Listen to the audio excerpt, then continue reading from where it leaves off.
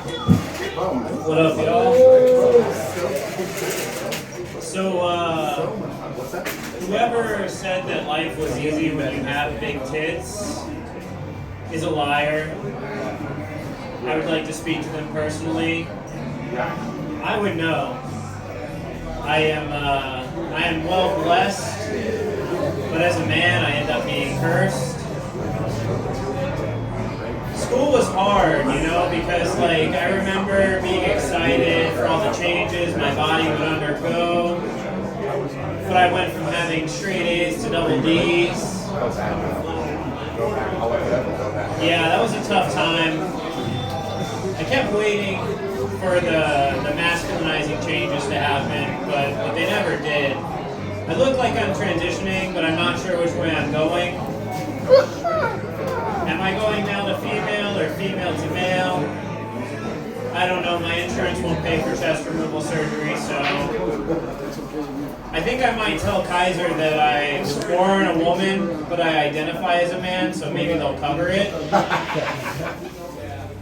It's tough, man. Like, I always wanted to have the option to have my own politics, you know? But when you're a man with tits, you have to be liberal. Because the Republicans want to take away the right to have gender-affirming care. And I want my, like, assigned at birth gender affirmed, you know? Like, I wear this beard. This is a gender-affirming beard. But what about this? You know, what are we doing about this situation? Learning to swim was hard, not just because I almost drowned when I was 3, but because every time I went to the pool, I ended up participating in a wet t-shirt contest. Did a lot for my self-esteem when I won at 10 years old. At least I have some chest hair, you know? Kind of balances things out. My uncle always told me, put some hot sauce on your food, it'll grow some hair on your chest. What do you put on your food to shrink your chest? The answer is less food, if you're wondering. Less food is the correct answer. But who wants to do that? I mean, I do. It's just hard. I don't know.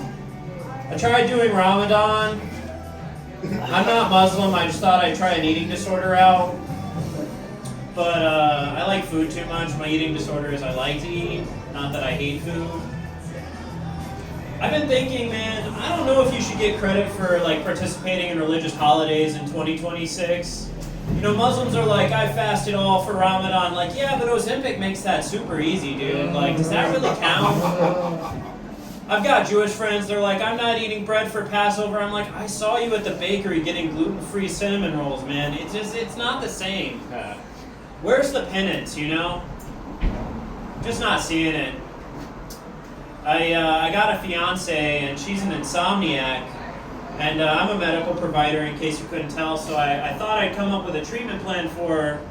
So I put her in a sleeper hold. She was really touched, man. Yeah, she was all choked up.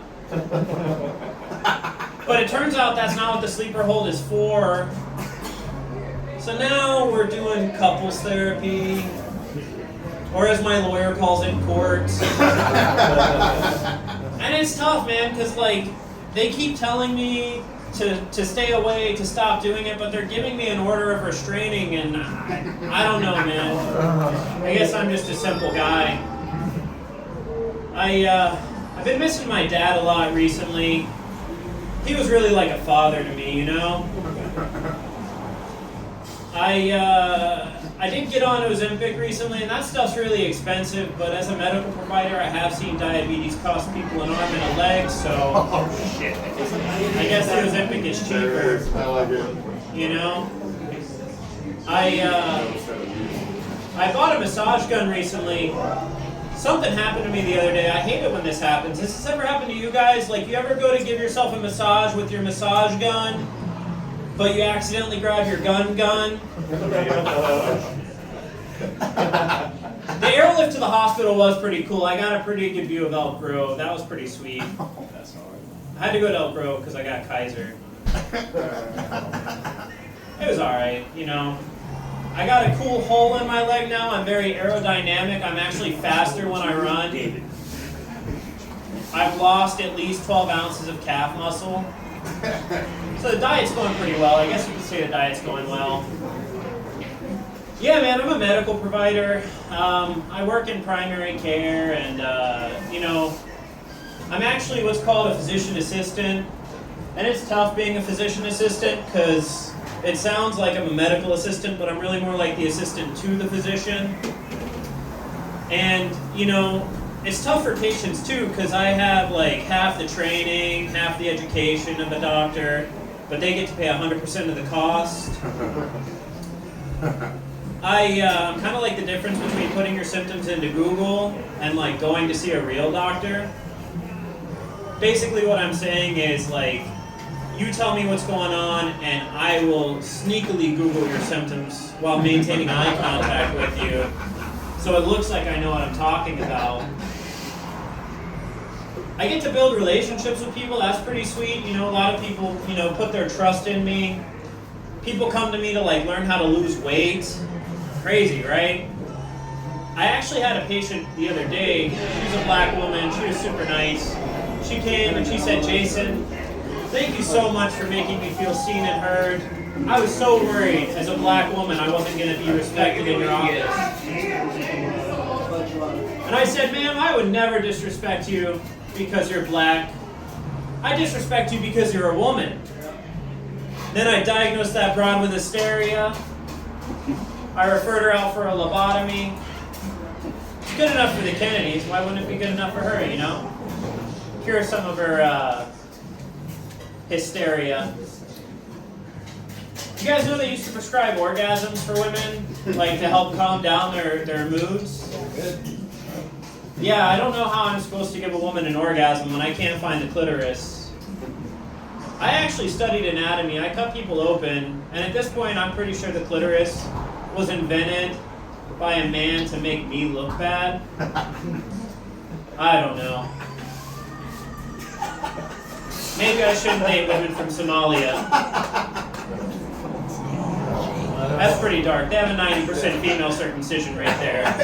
Nobody can find the clit when you date a Somalian girl. God damn. I know. It was good. It was good. It was good. I love it. It's gonna get even darker, guys. I love it. I got struck by lightning when I was a kid. Lightning's actually what I called my dad's belt. Oh shit. Nah, I'm kidding. My dad was really slow. He had that disorder where he falls asleep all the time. Anybody know what I'm talking about? Narcoleptic. Yeah, fentanyl addiction. Exactly, sir. Exactly. And it was interesting, my dad would shamble around. He'd be stoned out of his mind. He was kind of like a zombie. He'd be like, "Need needles in my veins." That's a new joke. That doesn't work. That's okay. It was a tough time, having a dad who was doing drugs all the time. Probably pretty tough for him too, though. Like he was a middle-aged guy trying to find a new drug dealer. Can you imagine how hard it is to find a drug dealer when you're old and you have gray hair? You look like a narc. Nothing makes you look more like a narc than trying to convince high schoolers that you're definitely not a narc. Trying to find a drug dealer when you're over 50 is probably a lot like drinking and driving, You really have no idea where you're going. You're just hoping it turns out okay. And when it goes really bad, the cops end up involved. Yeah, man, the only time he could really convince people he wasn't a cop was when he was in the back of a cop car being arrested for soliciting. But Dad and I, we don't talk too much these days, It's probably because he's been in an urn for the last 8 years. That probably has something to do with it. I'm actually pretty glad he doesn't talk back because, my day is bad enough as it is. Could you imagine if I came home and I was like, "Man, what a rough day," and my dad's urn starts flapping and it's like, "The word of the day is cremation!" That would be a really bad trip. I had to move his ashes into the living room because I kept mistaking it for Ovaltine. Luckily, I didn't drink too much of Dad. Oh shit. And there's no active metabolites of fentanyl in his ashes, so we didn't get too high. We're okay. Yeah, man, it was tough when my dad died because like we had to figure out what to do with his body, and you know, my mom's like, you know, should we cremate him? Should we donate him to science? And I'm like, Mom, I don't really care. He's gone. But you know, I had to take some amount of his ashes. You know, my mom's like, how much of his ashes do you want? I was like, I don't know, an eighth.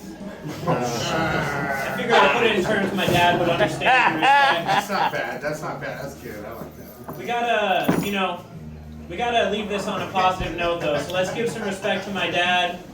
Ashes to ashes, dad to dust. Oh, Jesus. Thanks, y'all. Good job.